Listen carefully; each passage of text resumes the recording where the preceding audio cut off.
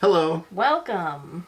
We are back from our most recent trip to Shades. Yes. And we will link those videos in the bottom. In the description. I'll put links to all the videos from that trip down there in case you missed any of them. We were talking in the truck about what we were going to film after this series. Mm-hmm. So we decided that we would continue our Stupid Questions series. Yeah. Right? You are admin to a Facebook group. Yeah, so Okay. some of you guys probably know, but most of you probably don't. But there are some Facebook groups out there related to Shades of Green questions and Disney-related questions and things like that. One of them that I'm an admin on, I get to see a lot of the questions from people come through, and a lot of times people will say, this may be a stupid question, but... So I wrote some of those down so that we could talk about them. There's no such thing as a dumb question. The only dumb question is the question you don't ask. That's what they say, but there's actually a lot of dumb questions. But these are not. These are legit valid questions, and I'm sure if you have the question, somebody else out there wants to know the same thing. Let's just get right into it. The first question is, can you visit the Shades of Green Resort without a reservation to stay there? Yes. Yes, you can. But there is a guard shack at the entrance, and they're going to ask you for a government ID. It doesn't have to be a military ID. It can be a driver's license, a state ID, something like that. But you do need to show your ID to get through. I didn't think you could get through with just a driver's license. It had to be a military ID. You can get through with just a driver's license. Just to visit? Just to visit.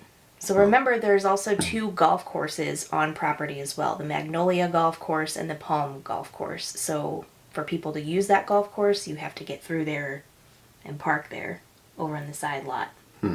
Something else that I want to point out is that there are a couple pools on property, and you cannot use those pools unless you have a valid reservation and you're staying there.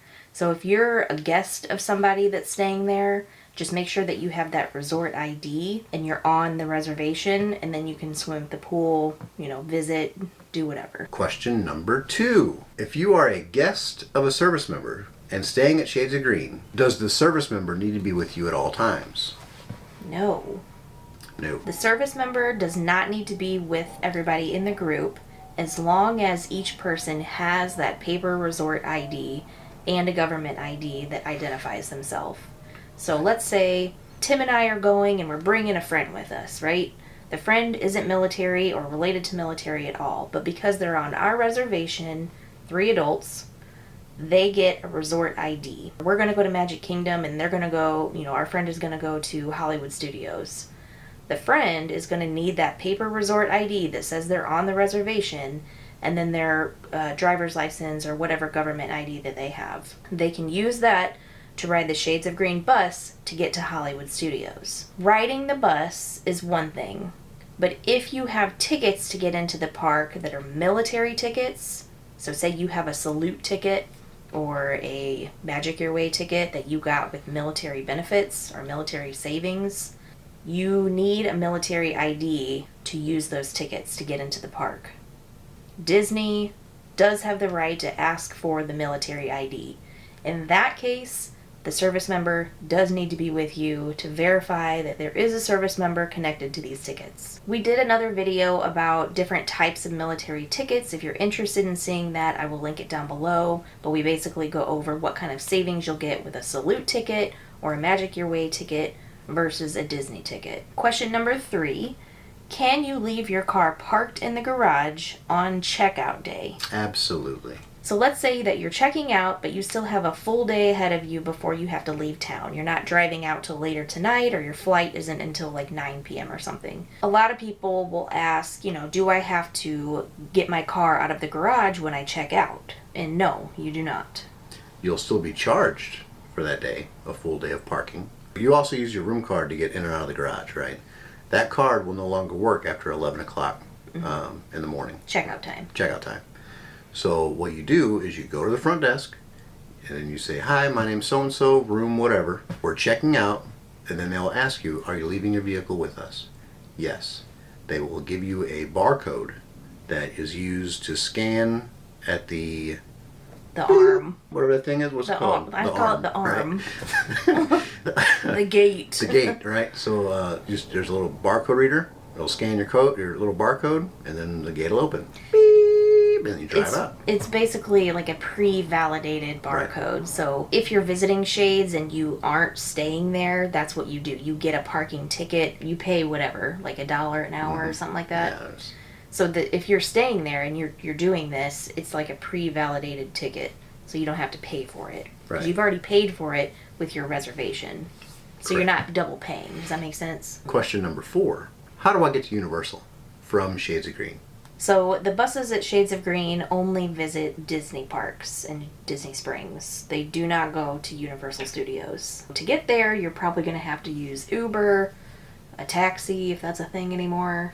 We haven't been to Universal much because Story's still pretty young, and I don't think there's a lot for little kids, like young kids there. So what I've heard a lot of people do is they'll do a split stay. So they'll do part of their vacation at Disney and part of their vacation at Universal. They'll stay at Shades for the Disney part, and then when they want to do Universal, they go stay at one of the Universal hotels. In doing so, I'll have to look into this more. Some of you may already know, but when you stay at a Universal resort, you get a heavily discounted Express Pass, which is the thing that you can use to jump the lines for the rides. Otherwise, if you're not staying there, I think that Express Pass is like significantly more. So it may just be to your benefit just to pack up your stuff from Shades and then go stay over at Universal. Our last question, number 5. Does Shades of Green get Disney perks like extended hours or early magic hours? Yes. Yes, we do. Yes. Early entry is every day. Every day at a different park. Yeah, I'm sorry. Every day at a different park. Yes. So make sure, if you don't already, get the My Disney Experience app on your phone, or get somebody in your party to download the app. On there is a full calendar, and you can go as far as, I think right now, 70 days or so out in advance, and you can look at their calendar and hours. Also, the extended hours, where you can stay late. When there's no parties, like right now at this time of year, there's Halloween parties, there'll be Christmas parties until the end of the year, right? So, but typically, yes, different parks have extended hours. If there's a party Yeah. at Magic Kingdom, because that's where these parties are, they close at 6. Oh, 6. Okay. So if you're booking your trip and you're trying to figure out which days you want to go to Magic Kingdom, just double check that. Check and see if there's a party that night, because if there is, it's going to close early. So recently, Disney announced that Animal Kingdom is going to start doing extended hours as well. So there are a few select nights in, I think starting in November is when they're going to start doing it. But check your calendar, check the hours on the app, and just see what days they're going to have it. So for Animal Kingdom, they typically close the earliest between the 4 parks, but for the extended hours, they're going to be open for an additional 2 hours from 7 p.m. until 9 p.m. For Epcot, they're usually the park that stays open the latest, but for the extended hours, they're going to do 9 p.m. to 11 p.m. Some of the nights it says 11:30 p.m. So again, just make sure that you're checking the hours on the app because they could change. Hollywood Studios, the 4th park we haven't talked about, they do also have a few nights where you can do extended hours. It starts tomorrow, I think, September 30th. The extended hours are from 9 p.m. until 11 p.m. So we say all this now, but of course in 2024 or in the following years, that could change. So as I've said 1,000 times already, just make sure that you're looking at the app. Make sure to check out the calendar and look at all the hours for the different parks. When you're planning, you just want to make sure you plan to go to that park on that day to take advantage of those extended hours. Disney does this thing where they word things very similar to other things to confuse us.